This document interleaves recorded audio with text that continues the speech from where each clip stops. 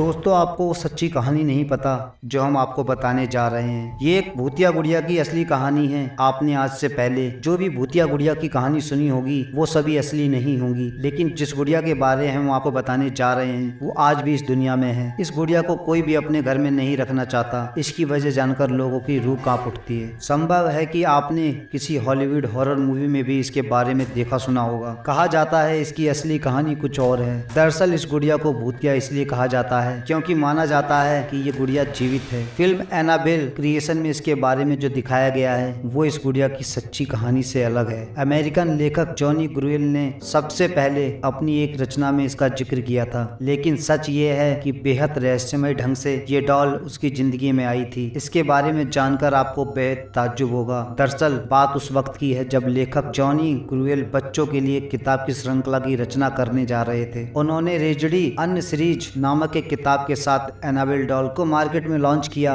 उनकी ये किताब लोगों के लिए बेहद रोचक विषय थी। डॉल के पीछे छुपी कहानी ने लोगों को इसे जानने के लिए मजबूर कर दिया। बात उस वक्त की है जब जॉनी ग्रुएल को अपने घर की एक बैकयार्ड में ये डॉल मिली थी। जब उनकी बेटी मार्सेला पैदा हुई तो उसी डॉल से वो हर वक्त खेला करती थी। जॉनी ने जब अपनी बेटी को डॉल के साथ खेलते हुए देखा तो उन्हें रेजडी अन्य स्टोरीज लिखने का आइडिया आया, पर दुख की बात यह थी कि 13 साल की उम्र में ही मार्सेल की मौत हो गई। उसकी मौत का कारण संक्रमित टीका बताया गया। मार्सेला की मौत के बाद जब रेजडी अन्य स्टोरीज को मार्केट में लाया गया तब उस डॉल का मॉडल भी बुक के कवर पेज पर छापा गया। ये मार्सेला की श्रद्धांजलि देने के कारण ही लॉन्च किया गया था, पर हैरानी की बात यह थी कि मार्सेला की मौत के बाद असली एनाबेल डॉल जिससे मार्सेला खेला करती थी वो अचानक घर से कहीं गायब हो गई। जिस रहस्यमय ढंग से ये डॉल उस घर में आई थी ठीक वैसे ही वो वहाँ से लापता हो गई। किसी को नहीं पता कि वह गुड़िया कहाँ गई। मार्सेला ने उसके बारे में पता लगाने की काफी कोशिश भी की, लेकिन उसका पता नहीं चला। और फिर एक दिन वो असली डॉल एक एंटीक शॉप में मिला। ये बात है साल 1970 की। एक नर्सिंग स्टूडेंट जिसका नाम था डोना, उसकी माँ ने डोना को ये डॉल गिफ्ट की थी, लेकिन डोना ने डॉल को पाने के बाद से ही उसमें कुछ अजीब चीजें नोटिस की। डोना ने देखा कि डॉल अपने आप ही पोजीशन चेंज कर रही है। कभी कभी डोना डॉल को